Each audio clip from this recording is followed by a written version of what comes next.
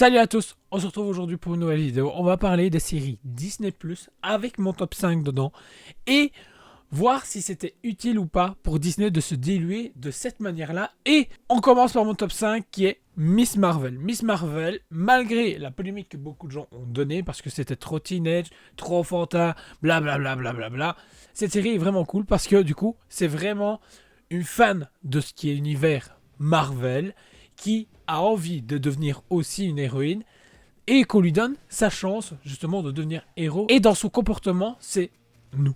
Voilà, on deviendrait hystérique si demain on rencontrait Captain America ou Iron Man, on serait là en mode oh my god, qu'est-ce qui m'arrive et tout. Et c'est ce que j'aime beaucoup parce que c'est une geek qui est mélangée dans cet univers de super-héros qui rend hyper bien. Et franchement, je trouve que la série est vraiment sous-cotée. Les gens la bâchent beaucoup pour pas grand-chose. Maintenant, oui, elle innove rien du tout, mais bon, elle est super cool et rafraîchissante au niveau de ce côté teenage qui se prend beaucoup moins au sérieux. Et justement, ça permet à un public plus jeune de s'identifier à un super-héros. Ensuite, en top 4, on retrouve Moon Knight. Cette série est vraiment cool parce que, d'un, le traitement du personnage, hyper bien géré. Je trouve que niveau action, chorégraphie, tout est bon. Et ensuite, elle réussit, je trouve, à garder en haleine le spectateur et arrive à nous amener un autre aspect, justement, de Marvel et un côté un peu plus dark. Et c'est ça qui était vraiment sympa. Maintenant, elle a quelques lacunes, elle aussi. Mais ce qui est juste dommage, je trouve, le plus gros point négatif, c'est que il y a une saison 2, logiquement, qui est en préparation. Pas de date de sortie et ni, encore une fois, il ne risque de se mélanger tout de suite avec le reste de l'univers Marvel. En top 3, on trouve Loki pour ces 2 saisons. Je trouve qu'ils ont réussi à bien bloquer le truc. Et les 2 saisons sont sorties rapidement et arrivent à amener quelque chose de très différent avec le personnage de Loki. Je trouve que tout le casting joue hyper bien et la série est très intéressante, que ce soit du début à la fin. Moi, j'ai une préférence pour la saison 2. Je sais que beaucoup de gens préfèrent la saison 1, mais je trouve que la saison 2, malgré 1 ou 2 épisodes où d'un coup le rythme s'est cassé, franchement, c'est une hyper belle conclusion pour ce personnage qui est tant apprécié depuis plus de 10 ans. Donc, et que justement, il lui fallait une fin honorable. En deuxième position, on trouve Falcon and Winter Soldier. Je vous en parle régulièrement, vous dire que c'est une série qui est géniale et que je trouve qu'elle aussi est sous-cotée. C'est triste parce que c'est une série qui aborde enfin les problématiques qu'il y a eu pendant Infinity War Endgame, où il y a des conclusions et un passage de flambeau qui se fait plus que correctement, et qu'au final, les gens ont fait « Ouais, c'est bon, rien à foutre ». Non, franchement, c'est hyper cool. Le discours qu'on a en fin de saison, c'est parfait. Ça nous introduit bien pour la suite. Le seul problème, c'est que Captain America 4 sort beaucoup trop tard par rapport à ce qu'il aurait dû sortir après la série télé.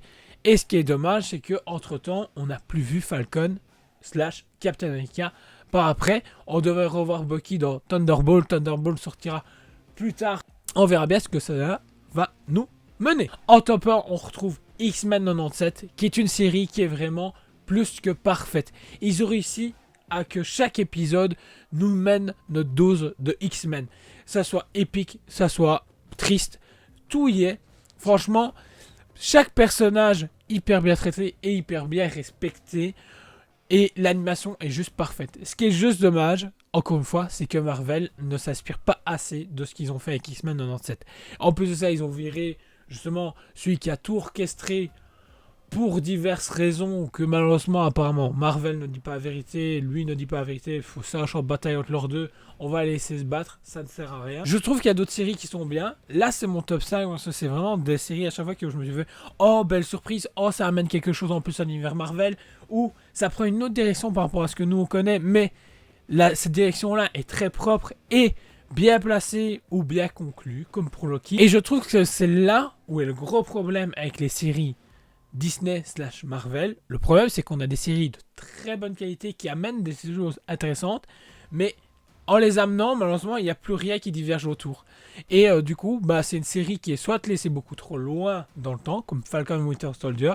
Ça fait 3 ans, je pense que la série est sortie, et 3 ans plus tard, on va enfin avoir, et encore ça fera presque 4 ans, je pense qu'après qu'on aura justement Captain America 4, alors oui, report suite à machin, bidule, chouette, peut-être Covid, Ukraine, tout ce qui s'ensuit, les reshoots, mais à un moment donné, il faudrait peut-être que Marvel se positionne sur les bons cheval d'attaque et qu'ils arrêtent justement de vouloir reproduire. Oui, ils produisent Ils peuvent produire énormément, mais que du coup, ils passent en mode, on va produire des trucs en animation qui seront canons dans le MCU et des choses en live action. Quand des séries nous coûtent comme Secret Invasion des millions de dollars, faut arrêter. Cette série, je l'attendais énormément. J'ai adoré la série Secret Invasion jusqu'à les 2 derniers épisodes où ils sont partis complètement n'importe comment.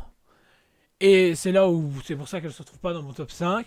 Il y a d'autres séries où je trouve qu'ils ont fait n'importe quoi, ou des séries qui n'amènent rien du tout. I Am Groot, pourquoi c'est là?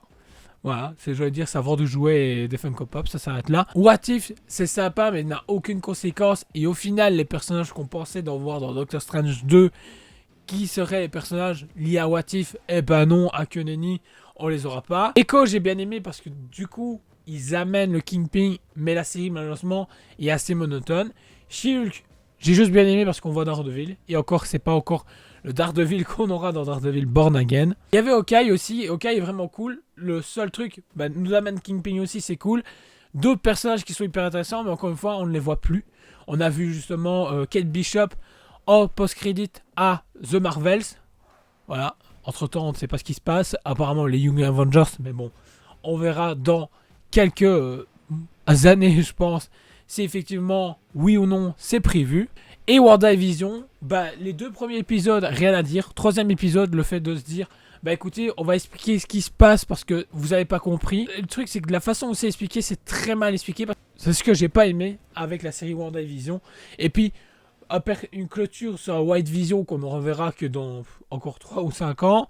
Et également, il y a Wanda qu'on a retrouvé dans Doctor Strange 2, qui est malheureusement morte, qui parle de faire revenir, mais d'une autre terre, sous une autre forme.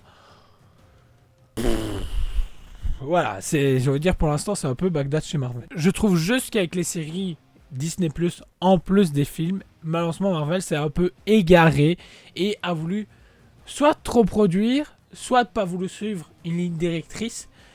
Malheureusement, ils ont voulu créer quelque chose avec Kang, et au lieu de chaque série nous amène quelque chose de nouveau ou nous parle des références de certains films, au final, on n'en a pas du tout. Il n'y a aucun film qui parle des conséquences des séries, et des séries, très peu des conséquences de ce qui se passe dans les films. C'est trop peu ou catastrophique à ce niveau-là, et c'est vraiment ça qui est dommage. Et au final, il y a eu un changement de position en disant on va produire moins de films, moins de séries, pour gagner plus de budget. Et je pense qu'à l'heure actuelle, le gros problème, comme j'en parlais avec un ami, c'est qu'il n'y a que des chiffres.